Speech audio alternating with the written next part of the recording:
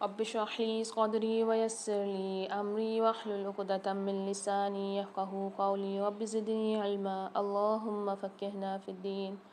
آج ہم سورہ بقرہ کی آیت نمبر 183 اینڈ 184 پڑھیں گے انشاءاللہ۔ بسم اللہ الرحمن الرحیم۔ یا ایہا الذین آمنوا کتب علیکم الصیام کما کتب علی الذین من قبلکم لعلکم تتقون۔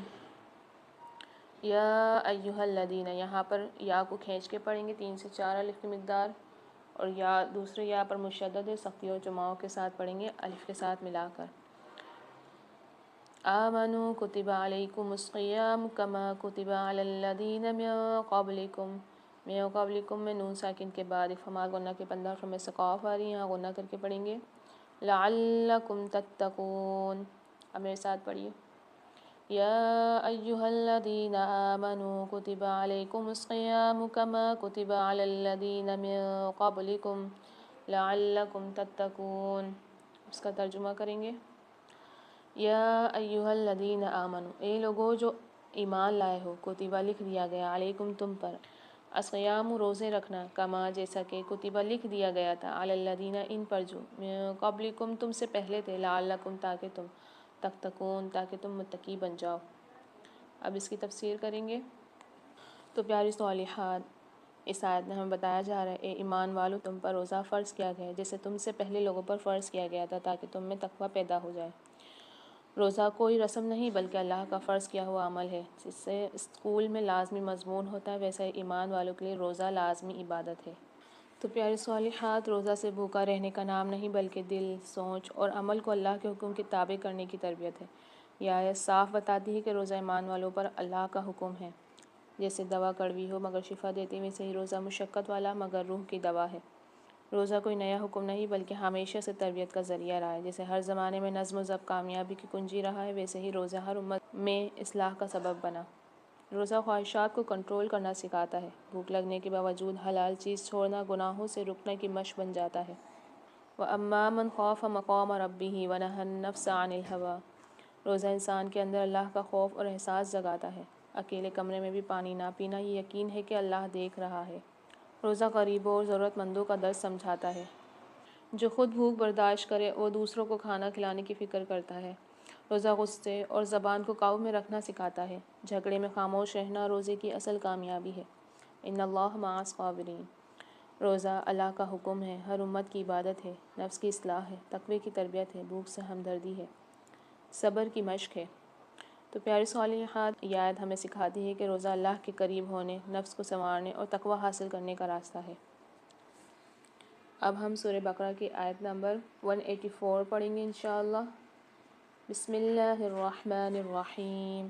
ایاما معدودات فمن كان منكم مريضا أو على سفر فعدة من أيام أخر وعلى الذين يطيقونه فدية طعام مسكين فمن تطوع خيرا فهو خير له وأن تصوموا خير لكم إن كنتم تعلمون۔ ایام معدودات، یہاں پر یا پر مشدد ہے، سختی اور جماؤں کے ساتھ پڑھیں گے الف کے ساتھ ملا کر۔ میم پر 2 زبر آ رہے ہیں، 2 زبر کی تنوین کے بعد میم مشدد آ رہی ہے، ادغام مال غنہ کے 4 حروفوں میں سے یہاں غنہ کے ساتھ ادغام کر کے پڑھیں گے۔ فمن کان میں نون ساکن کے بعد کاف آ رہی ہے، فمال غنہ کے 15 حروفوں میں سے یہاں پر بھی غنہ کر کے پڑھیں گے۔ منکم میں بھی غنہ کر کے پڑھیں گے، فمال غنہ والا قاعدہ ہو رہا ہے۔ منکم مریدن میں میم ساکن کے بعد دوسری میم مشدد آ رہی ہے، یہاں غنہ کر کے پڑھیں گے۔ مریدن اوالا میں ضاد کے اوپر 2 زبر کی تنوین کے بعد حرف ہلکی کے 6 حروفوں میں سے حمزہ آ رہا ہے، یہاں غنہ نہیں کریں گے۔ سفر فاعدتم، یہاں را کے نیچے 2 زیر آ رہے ہیں، یہاں بھی فمال غنہ والا قاعدہ ہوگا، غنہ کر کے پڑھیں گے۔ فاعدتم میں 2 پیش کی تنوین کے بعد ادغام مال غنہ کے 4 حروفوں میں سے میم مشدد آ رہی ہے، یہاں غنہ کے ساتھ ادغام کر کے پڑھیں گے۔ من ایام اخر میں دونوں جگہ پر اظہار ہلکی والا قاعدہ ہو رہا ہے، نون ساکن کے بعد حمزہ آ رہی ہے، 2 زیر کی تنوین کے بعد بھی حمزہ آ رہا ہے، تو یہاں پر اظہار ہلکی والا قاعدہ ہوگا، غنہ نہیں کریں گے۔ من ایام اخر وعلی الذین یطیقونہ فدیۃ طعام مسکین، یہاں فدیۃ میں 2 پیش کی تنوین کے بعد تو آ رہا ہے، فمال غنہ کے 15 حروف میں سے یہاں غنہ کر کے پڑھیں گے۔ فمن تطوع، یہاں پر بھی نون ساکن کے بعد تار افعال غنہ کے بندہ حرفوں میں سے غنہ کر کے پڑھیں گے. خیرا فہو خیر اللہ، یہاں پر بھی دو زبر کی تنوین کے بعد فار افعال غنہ کے بندہ حرفوں میں سے غنہ کر کے پڑھیں گے. خیر اللہ میں دو کی تنوین کے بعد لام را میں سے لام مشدد داری، یہاں غنہ نہیں کریں گے، ادغام کر کے پڑھیں گے. وَأَن تَصُومُوا، یہاں نون ساکن کے بعد دوبارہ سے افعال غنہ کے بندہ حرفوں میں سے تار غنہ کر کے پڑھیں گے. خیر لکم، یہاں پر دو پیش کی تنوین کے بعد لام مشدد داری، ادغام بلا غنہ کے دو حرفوں میں سے، یہاں غنہ نہیں کریں گے. تم، یہاں دونوں جگہ افعال غنہ والا قاعدہ ہو رہا ہے. نون ساکن کے بعد کاف آ رہی ہے اور نون ساکن کے بعد تا آ رہی ہے، تو یہاں پر غنہ کر کے پڑھیں گے. اب میرے ساتھ پڑھی.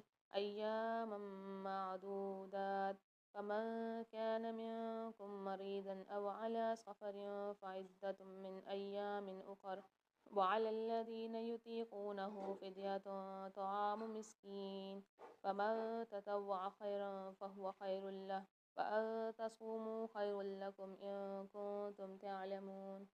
اب اس کا ترجمہ کریں گے.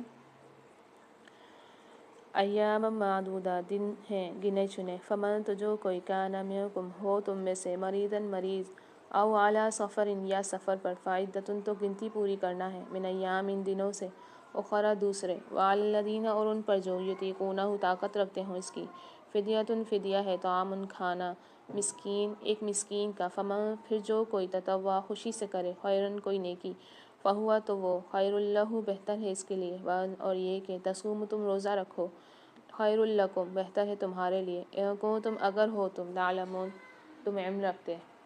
اب اس کی تفسیر کریں گے.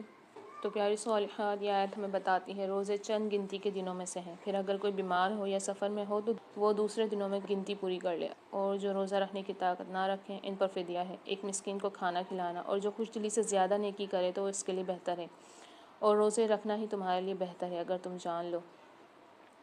اللہ دین میں آسانی چاہتا ہے، سختی نہیں، مگر استطاعت رکھنے والوں کے لیے روزہ سب سے بہتر عبادت ہے. اللہ نے عبادت کو محدود وقت میں رکھا تاکہ انسان گھبراہٹ محسوس نہ کرے.